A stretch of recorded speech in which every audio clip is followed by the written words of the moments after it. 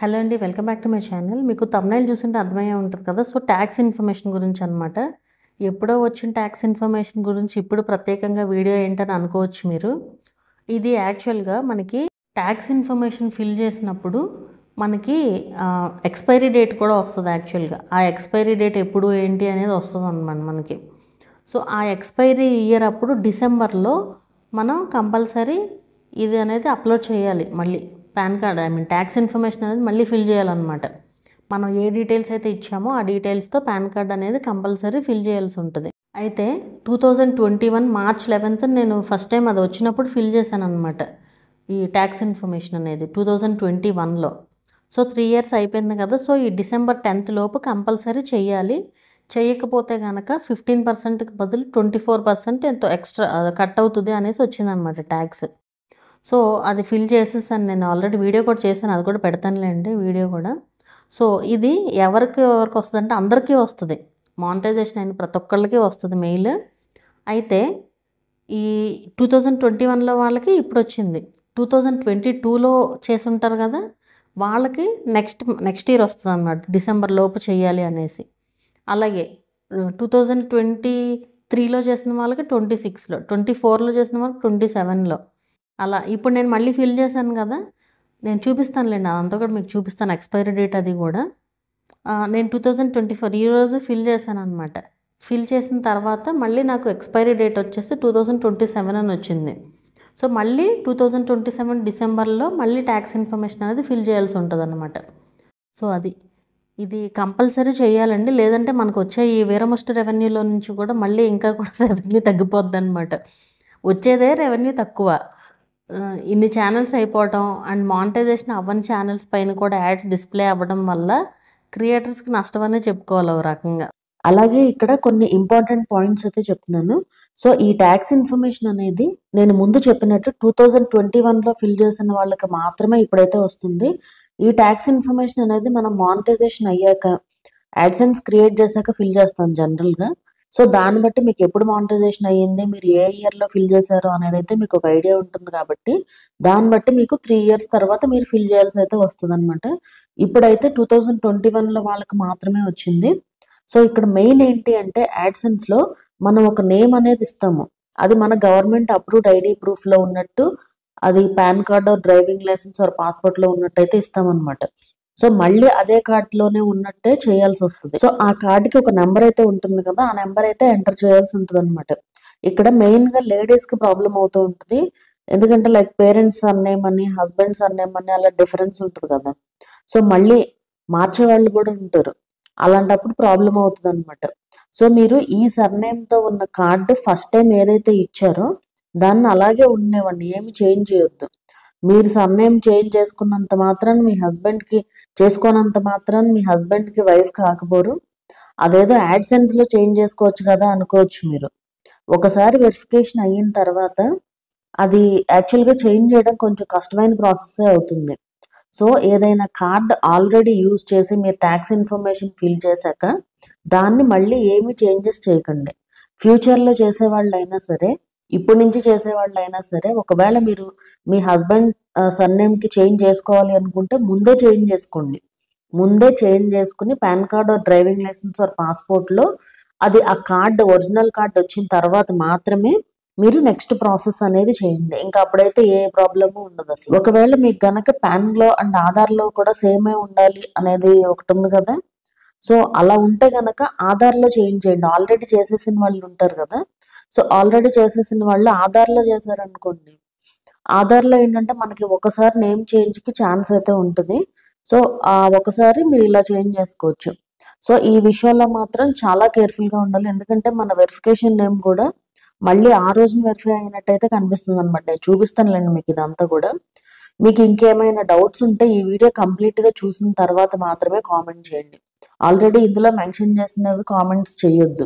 Video క్లియర్‌గా చూస్తే అర్థమవుతుంది. ఈ వీడియో చూసాక కూడా మీకు ఇంకేమైనా డౌట్స్ ఉంటే అప్పుడు కామెంట్ చేయండి. లేదంటే ఇన్‌స్టాగ్రామ్‌లో మెసేజ్ చేయండి. సో, అందుకే కంపల్సరీ ఫిల్ చేయండి. చేయకపోవటం వల్ల మానిటైజేషన్ పోవటాల ఆ నష్టాలేమి లేవు. కాకపోతే ఏంటంటే మనకి ఎక్కువ కట్ అవుద్దనమాట. సో, ఇదండి. మీకు నేను ఒకసారి వీడియో కూడా చేశాను చూడండి. ఒకసారి ఆ వీడియో చూస్తే మీకు ఇంకా ఐడియా సో ఇది చేయడానికి ముందుగా క్రోమ్‌లో డెస్క్‌టాప్ సైట్‌కి అయితే వెళ్ళండి. మీ ఛానల్ మెయిల్ ఐడీతో అంటే యాడ్సెన్స్ మెయిల్ ఐడీతో అయితే లాగిన్ అవ్వండి.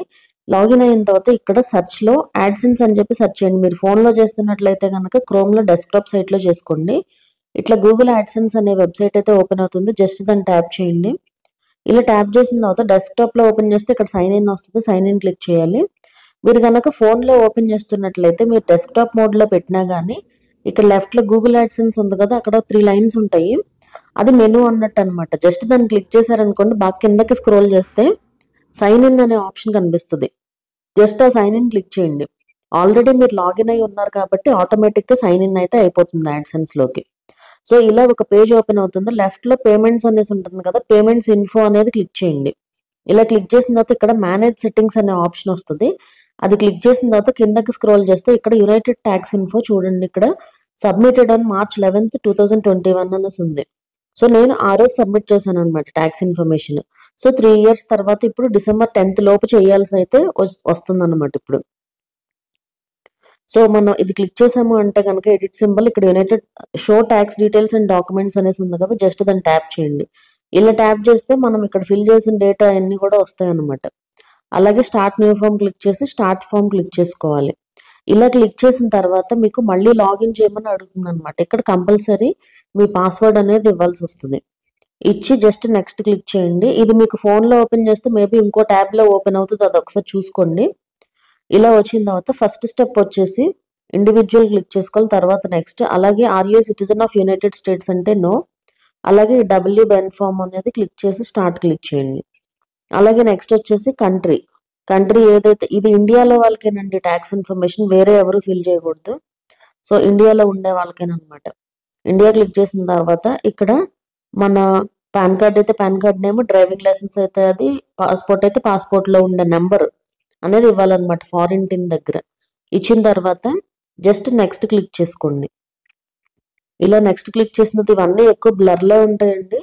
అయితే మీకు అర్థమవుతుంది మీరు చేస్తూ ఉంటే గనక. ఇక్కడ పర్మనెంట్ అనేది క్లిక్ చేసుకొని బాక్స్. అలాగే అడ్రస్ ఆటోమేటిక్‌గా వచ్చేస్తది. మెయిలింగ్ అడ్రస్ కూడా సేమ్ అనేసి పెట్టేసేయండి. జస్ట్ నెక్స్ట్ క్లిక్ చేసిన తర్వాత ఇక్కడ యెస్ అనే ఆప్షన్ క్లిక్ చేసి రెసిడెంట్ ఆఫ్ అనేసి అంటే ఏ కంట్రీ తరపున తీసుకుంటున్నారు మీరు టాక్స్ అనేది అడుగుతుంది. జస్ట్ ఇండియా క్లిక్ చేయండి. అలాగే నెక్స్ట్ ఆప్షన్స్ వచ్చేసి అన్నిటిలో కూడా వీటిలో ఫస్ట్ ఆప్షన్ 15% రెడ్యూస్డ్ ట్రీటీ అనేసి ఉంది కదా! అన్నిట్లో ఆర్టికల్ 7 ఈ మూడిట్లో కూడా ఫస్ట్ ఆప్షనే అన్నిటికి కూడా. అన్ని బాక్సులు కూడా టిక్ చేసేయండి ఇట్లాగా. మొత్తం అన్ని first options 15% reduced treaty rate. Just next click చేసుకోవాలి. ఇలా క్లిక్ చేసిన తర్వాత ఇక్కడ నో అనేసి పెట్టండి. అంటే మనం యూఎస్‌లో ఏం ఓపెన్ చేయం మనం అకౌంట్. సో, ఆ బాక్స్ కూడా క్లిక్ చేసి నెక్స్ట్ అండ్ అలాగే I accept paperless delivery agreement పెట్టండి. అలాగే ఐ కన్ఫర్మ్ పెట్టి నెక్స్ట్ క్లిక్ చేసుకోండి. అలాగే అండర్ పెనాల్టీస్ కూడా బాక్స్ టిక్ చేసి ఈ బాక్స్ కూడా టిక్ చేసిన తర్వాత యెస్ క్లిక్ చేసి జస్ట్ సబ్మిట్ చేసేయండి. ఇలా సబ్మిట్ చేసిన తర్వాత మనకి టాక్స్ ఇన్ఫర్మేషన్ అప్రూవ్డ్ అనేసి అయితే మనకి కనిపిస్తూ ఉంటదనమాట.